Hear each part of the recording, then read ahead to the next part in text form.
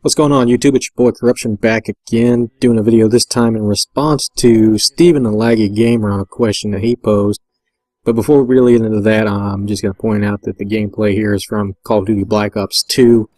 I do have Ghosts, and I had intended to do something with Call of Duty Ghosts until I actually started playing the multiplayer on Call of Duty Ghosts, and realized that I actually absolutely hate Call of Duty Ghosts multiplayer.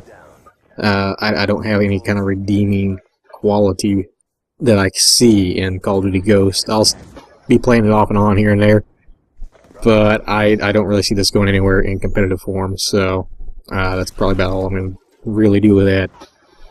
But on to the question that was an interesting question I was seeing, because normally I don't do like a video response or such to many people, but this seemed rather interesting to me because the question posed was essentially, how has YouTube changed your gaming? And I don't know if quite really mine was to the extent that Steven is kind of posing the question towards. His seems to be a bit more towards the fact that he's gotten kind of more games due to the YouTube community that he would not have normally purchased otherwise. And I can say, I don't think YouTube has changed me that much on my purchasing matters. I tend to buy whatever I want to buy. That's just kind of how it's been. I've seen some games that have really interested me that are really obscure and kind of out there for most people, and I enjoy them. And then there's some of the other games that are, you know, the big AAA titles that everybody absolutely adores, and there's always another community that bashes on it. As most of you know, like tell, you know, I play Call of Duty, and I quite enjoy Call of Duty up until, you know, recently. But I've never been a Halo person, and it's been kind of an odd thing because most people usually associate Call of Duty and Halo players, you know, one and the same. There's just nothing I found appealing about Halo in any of the forms and any of the titles that I've experienced. So I don't touch Halo, and it doesn't bother me any. But as far as how YouTube has changed my gaming, in terms of my gameplay and how I actually go about playing games, it has actually changed my style quite a bit.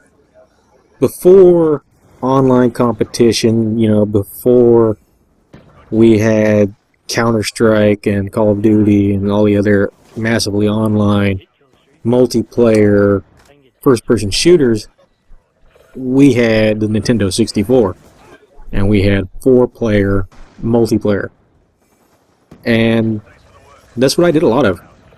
I didn't have a lot of people I could play with, but I did, you know, get on more than a handful of occasions, a group of guys together.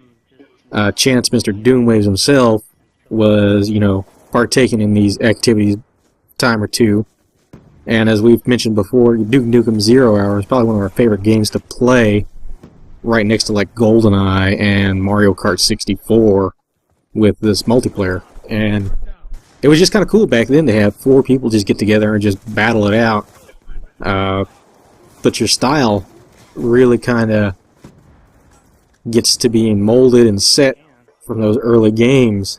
And I did like running around the maps. I did like, you know, getting a lot of the kills, but I did like playing a lot of more objective games, but that wasn't really much of an option in those kind of 4-player matches because they were either game designers build a map too large for what the players they are accommodating to, or they build maps too small for what they're trying to go for.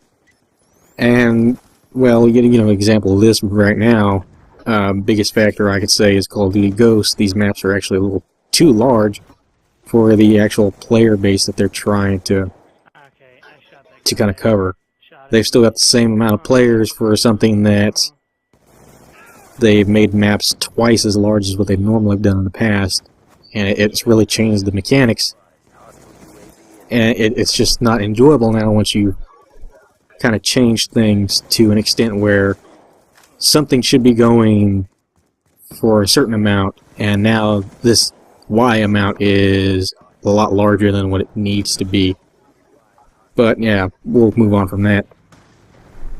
So it has come to my attention that I have learned a lot from YouTube in terms of competitive play. I started watching YouTube channels basically just to see new game titles that were coming up and to just kind of watch people play the games as a let's play to see if I might enjoy a game that I've been wanting to pick up.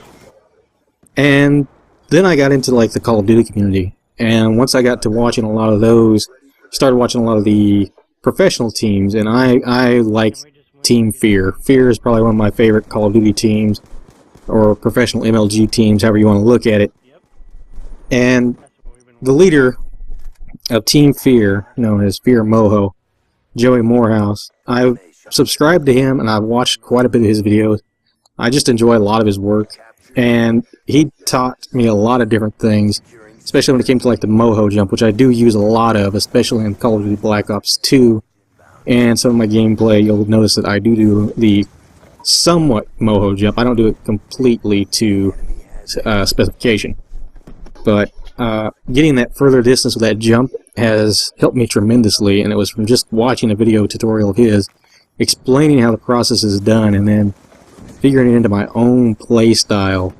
And it kind of mix-matched a newer aggressive play style. Because in Call of Duty Modern Warfare, the original, when it came out, I did like going running around, I did like doing the objective games, and I did like, you know, just kind of being the aggressive factor. But I wasn't too aggressive. I played with ARs. The AK-47 was my favorite weapon in that game. And I kind of played more like a midfield type person, if anybody's familiar with paintball. And as my time of watching YouTube and the professional players got more intense, and I got into SMG gunplay, then I started getting to be more of a kind of frontman player, you know, hyper aggressive, and I really don't care about the KD ratio, which is probably the only thing that hasn't changed about me, is I never really cared about the kill-death ratio. As long as it comes out to be a win, I'm happy. So these are just kind of things that have changed with watching, you know, various YouTube channels, various YouTube commentators, but a lot of the core elements are still about the same. It's just kind of adding on to how I play.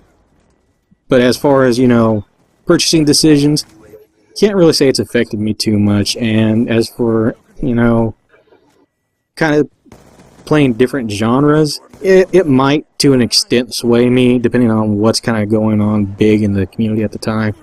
I used to enjoy a lot of RPGs before the whole multiplayer thing consumed my life, and I've been kind of wanting to get into some more recently, but I really just haven't found myself really with that RPG bug. I can't really confine myself to doing it, come to do it. So I do enjoy just kind of watching different little RPG clips and such here and there. Chance, he really enjoys them, so when he gets tired of something, I might, you know, borrow it from him, bug him for it, and play it myself for a bit. But it's not really persuading me to go out and purchase my own new set of RPG titles. It's just hasn't been my thing lately. I played a lot of single-player games growing up, and once you got kind of burned out of just playing alone after you had the experience of, like, my first true online initiation was Counter-Strike, after that kind of a christening, or however you want to say, you really just can't go back to single-player only type games without getting too bored too quickly. I kind of steer away from single-player only titles because I feel it's a waste of my money. I don't feel I'll play it enough to merit $65 worth of my money. But that's kind of how I felt with it, and it's been an interesting question that I felt I would respond to. I didn't really care about the contest part of it, but I just kind of wanted to make a video, so I decided to go with this. Anyways, this is your boy Corruption. I'm out. Take care. Hey guys, real quick, I wanted to upload this little audio clip of Doom yelling his Doom war cry in the Doom and Corruption episode 8 that I had censored down. So I'm leaving it unedited. You might want to turn your speakers down or your headphones down because it's going to get loud.